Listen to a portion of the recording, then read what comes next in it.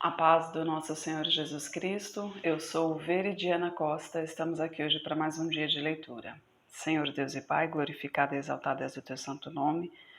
Muito obrigada, Pai, por mais um dia de vida, agradeço por sua bênção e por sua proteção. Muito obrigada, Senhor, pelos teus livramentos, Pai. Por favor, nos abençoe nesta leitura, que cada palavra sua, Senhor, seja ensinamento em nossas mentes e em nossos corações, nos inspire e nos direcione sempre a Ti, em nome de Jesus. Lembrando que estamos na segunda leitura bíblica, essa de sequência cronológica, de acordo com os acontecimentos, e estamos no primeiro livro de Samuel. Nós vimos que Davi casou-se com Milca, filha de Saul, o rei, e no capítulo 19, que a gente continua hoje, o Saul rejeita a Davi. E falou Saul a Jonatas, seu filho, e a todos os seus servos, para que matassem a Davi. Porém, Jonatas, filho de Saul, estava muito afeiçoado a Davi. E Jonatas o anunciou a Davi, dizendo: Meu pai Saul procura matar-te. Pelo que agora toma cuidado pela manhã, fica em lugar oculto e esconde-te. Eu sairei e estarei ao lado de meu pai no campo em que estiverdes. E eu falarei de ti a meu pai, e verei o que há, e te avisarei. Então Jonatas falou bem de Davi a Saul, seu pai, e disse-lhe: Não peque o rei contra seu servo Davi, porque ele não pecou contra ti, e porque os seus feitos te são muito bons. Porque expôs a sua vida, feriu aos filisteus, e fez o Senhor um grande livramento a todo Israel. Tu mesmo o viste e te alegraste. Por que, pois, pecarias contra o sangue inocente matando a Davi sem causa? E Saul deu ouvidos à voz de Jonatas e jurou Saul: Vive o Senhor, que não morrerá. E Jonatas chamou a Davi e contou-lhe todas estas palavras. E Jonatas levou a Davi a Saul e esteve perante ele como antes. E tornou a haver guerra, e Saul pelejou contra os filisteus, feriu-os com grande matança e fugiram diante dele. Porém o espírito mau da parte do Senhor se tornou sobre Saul, estando ele assentado em sua casa, e tendo na mão a sua lança, e tocava Davi com a mão a harpa. E procurou Saul encravar a Davi na parede, porém ele se desviou de diante de Saul, o qual feriu com a lança na parede. Então fugiu Davi e escapou naquela mesma noite. Porém Saul mandou mensageiros à casa de Davi que o guardassem e o matassem pela manhã. Mas Mical, sua mulher, avisou a Davi, dizendo: Se não salvares a tua vida esta noite, amanhã te matarão. Então Mical desceu a Davi por uma janela, e ele se foi, fugiu e escapou.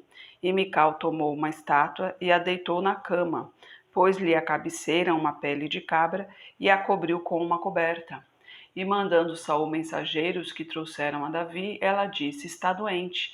Então Saul tornou a mandar mensageiros que fossem a Davi, dizendo: Trazei-mo na cama para que o mate.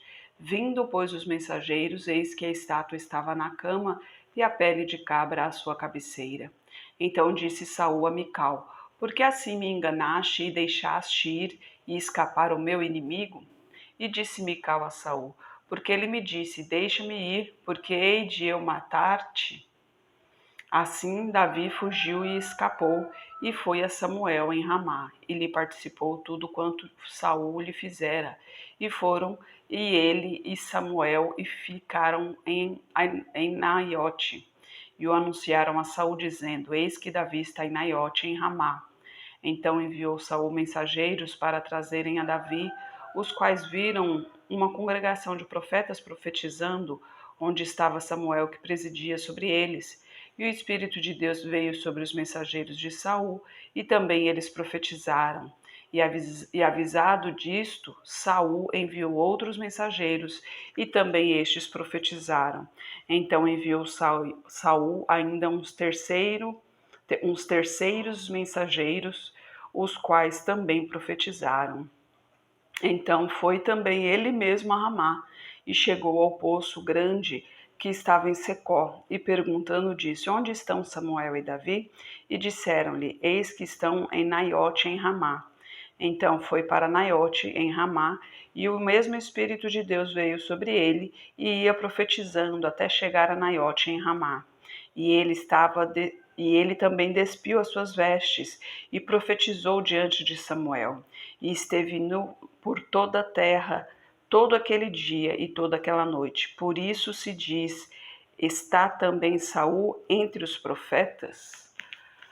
Me perdoe a dificuldade da leitura, gente, é que hoje a crise de enxaqueca está meio brava aqui. E a gente continua no capítulo 20, né? Aqui a gente percebe que já começa a perseguição de Saul a Davi, né? No capítulo 15, Jonatas protege Davi. Então fugiu Davi de Naiote, em Ramá, e veio e disse a Jonatas: que fiz eu? Qual é o meu crime e qual é o meu pecado diante de teu pai para que procura tirar minha vida?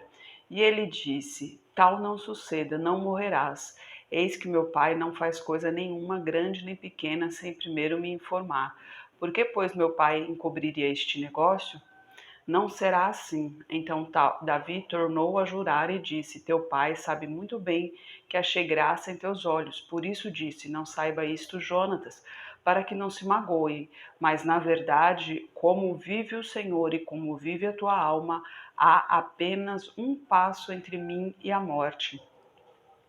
E disse Jonatas a Davi: o que disser a tua alma eu te farei. Disse Davi a Jonatas: eis que amanhã é lua nova, em que costumo assentar-me com o rei para comer. Porém, deixa-me ir e esconder-me-ei no campo, até a tarde no terceiro dia.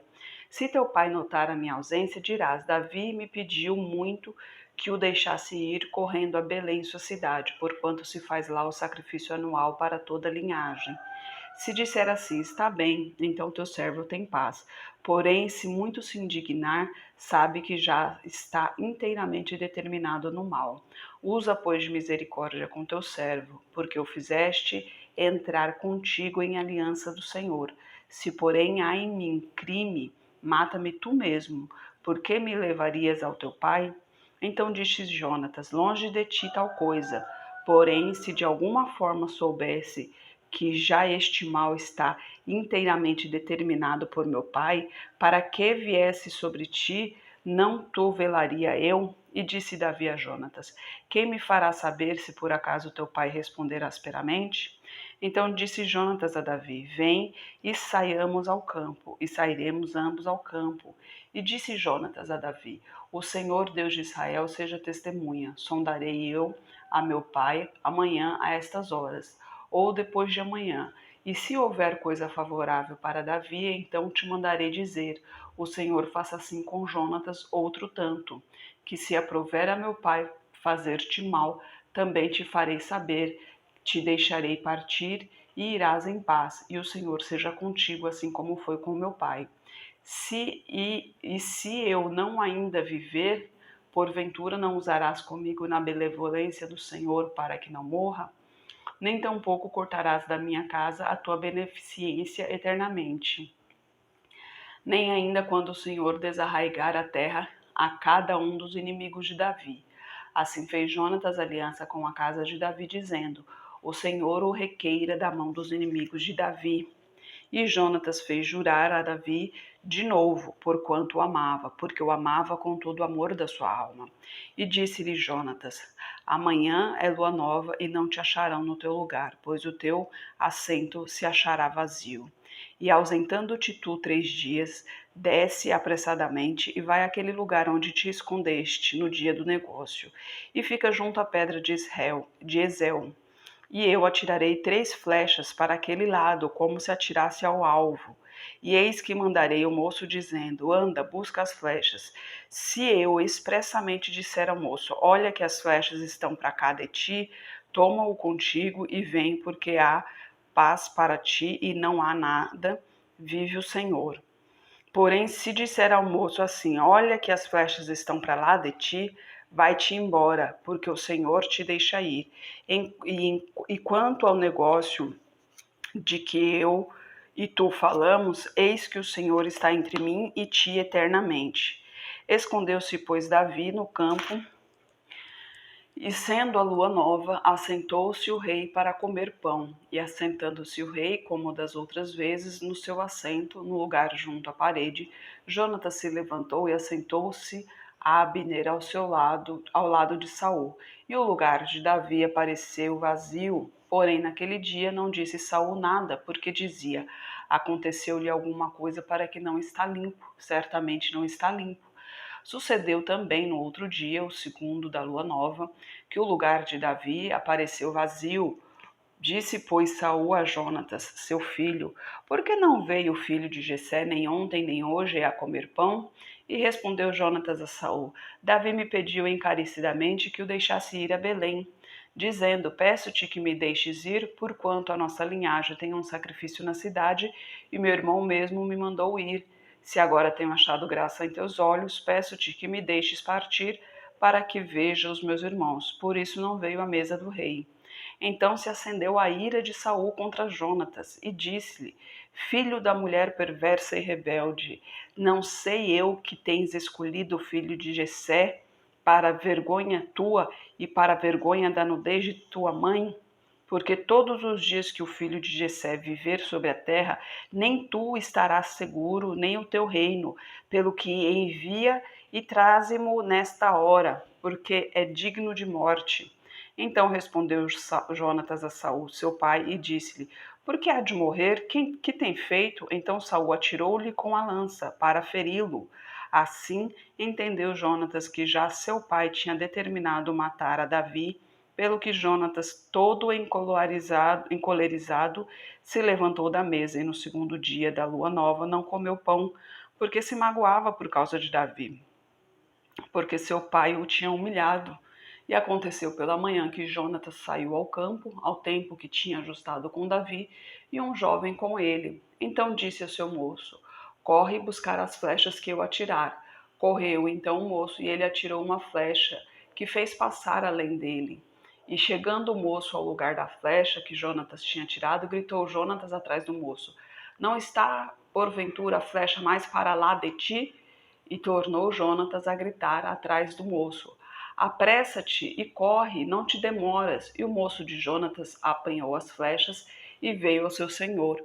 E o moço não entendeu coisa alguma, só Jonatas e Davi sabiam desse negócio. Então Jonatas deu as suas armas ao moço que trazia e disse-lhe: anda e leva-as para a cidade. E saindo o moço, levantou-se Davi do lado do sul e lançou-se sobre o seu rosto em terra. Inclinou-se três vezes, e beijaram-se um ao outro e choraram juntos. Mas Davi chorou muito mais, e disse Jonatas a Davi: vai-te em paz, o que nós temos jurado ambos em nome do Senhor, dizendo: o Senhor seja entre mim e ti, e entre a minha descendência e a tua descendência perpetuamente. Então se levantou Davi e partiu, e Jonatas entrou na cidade. Olha só, né? Aqui Deus manifestando o seu poder através do amor de uma pessoa, do amor do filho daquele a quem procura a morte, do filho daquele a quem está amaldiçoado, né? Que Saul está amaldiçoado, afinal de contas ele não seguiu as palavras do Senhor, né? Aquele demônio que anda com ele, Deus permitiu que esse demônio o atormentasse, porque ele teve a oportunidade de servir ao Senhor e não quis, preferiu andar sobre as suas vontades, sobre suas próprias vontades, sobre seus próprios desejos, achando que o que ele estava fazendo ali era melhor do que o que Deus havia mandado fazer. E sendo assim, ele perdeu o reino de Israel. E o medo dele era exatamente esse, porque Deus havia dito que outro surgiria em teu lugar. E quando Davi foi ungido, quando ele descobriu que Davi era um ungido do Senhor, ele sabia que a sua descendência ali não mais existiria no reino de Israel. Mas Jonatas, seu filho, se afeiçoou demasiadamente a Davi. E Jonatas, ele não como se diz assim, ele não esperava pelo reino. Se o Senhor escolheu a Davi para que ficasse no reino, então Jonatas aceitou isso muito bem. Por quê? Primeiro, que é a vontade do Senhor, e segundo, que é a quem ele muito amava, né? Então Jonatas, quando viu que realmente seu pai queria matar a Davi, o que ele fez? Já que os dois haviam feito um acordo de proteção diante do nome do Senhor, né, de ambas as partes, Então ele foi e realmente mostrou a Davi, que se confirmou a Davi que realmente o interesse de Saul era matá-lo. E a partir dali começaria a perseguição de Saul a Davi. Mas isso a gente vai ver mais à frente aí nos próximos capítulos, a gente vai continuar. Só lembrando, eu sempre falo aqui em relação a ofertas, né? Que a gente muitas vezes quer ofertar, mas não tem dinheiro. E eu sempre digo, a oferta não é sempre dinheiro. A oferta, ela primeiro que ela é voluntária, né? A própria Bíblia diz isso. E ela é o que você pode fazer, né? Seja dinheiro, seja mantimento, né? Seja materiais de construção, seja tempo, ou seja voluntariado. E, como eu fiz recentemente, seja o cabelo. né? Eu tenho cabelo longo, normalmente a cada 2, 3 anos eu corto o meu cabelo e faço doação. Eu vou dizer a quem, mas cada um procura onde for possível. Eu fiz ao GAAC, porque aqui na minha cidade é a única organização em relação ao câncer, né, é a única organização que fabrica peruca. Eles enviam para o Rio de Janeiro e lá fabrica peruca. Nem todas as cidades têm isso. Então, no caso, você teria que procurar na sua cidade se tem alguma ONG ou alguma coisa, algum lugar que fabrique peruca para doação, que isso seja importante, que a peruca seja para doação, porque se você for lá no cabeleireiro pedir para cortar, para fazer peruca, ele vai cortar e vai querer vender a peruca e essa não é a nossa meta, o nosso objetivo. O nosso objetivo é ajudar. O cabelo é uma coisa que cresce, né? Não só que para muita gente, principalmente para as crianças, é uma coisa difícil de lidar, né? Porque ela vê todos os amiguinhos, as amiguinhas, tudo com cabelinho e tal, penteadinho, tudo, e ela sem cabelo algum. Então, para a criança acaba sendo muito dolorido. E no meu caso, acho que só serve para criança mesmo, porque meu cabelo é muito fininho e muito pouquinho. Mas, gente, perdão, é um calor aqui insuportável.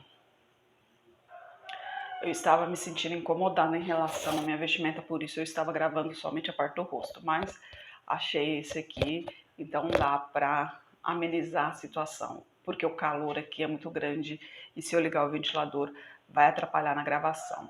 Amanhã a gente continua a nossa leitura, amanhã ou depois de amanhã vamos ver de acordo com o que Deus permitir aí. Senhor Deus e Pai, glorificado e exaltado és o teu santo nome. Muito obrigada por tua palavra, por tua mensagem, Senhor. Eu peço a ti por essa pessoa que está orando comigo, Pai. Eu não sei o que está acontecendo na vida dela, mas o Senhor sabe, Pai. Ela precisa de ti nesse momento, Senhor. Toque em seu coração, Pai. Tira essa aflição desse seu coração, Senhor. Caia por terra todos esses demônios imundos que estão em volta dela, Pai. Uns querem tirar-lhe a vida, outros querem tirar-lhe a fé, outros querem tirar o amor, outros querem tirar a sua vontade de viver, Pai. Em nome de Jesus, eu peço que caia por terra todo esse mal, em nome de Jesus, Senhor. Peço a Ti por toda a minha parentela, por toda a parentela de meu esposo, derrama a Tua unção sobre cada um deles, Pai. Manifeste o Teu poder na vida de cada um e traga a todos para o Seu caminho. Peço a Ti pelos nossos governantes, pelas nossas autoridades, que os Teus anjos estejam guiando cada um deles de acordo à Tua vontade, Pai. Peço a Ti pelos Teus filhos, por favor, nos capacite cada vez mais para proclamarmos o Teu Evangelho. É o que eu oro em nome de Jesus. Amém. Que Jesus Cristo esteja em seu coração e que Deus abençoe.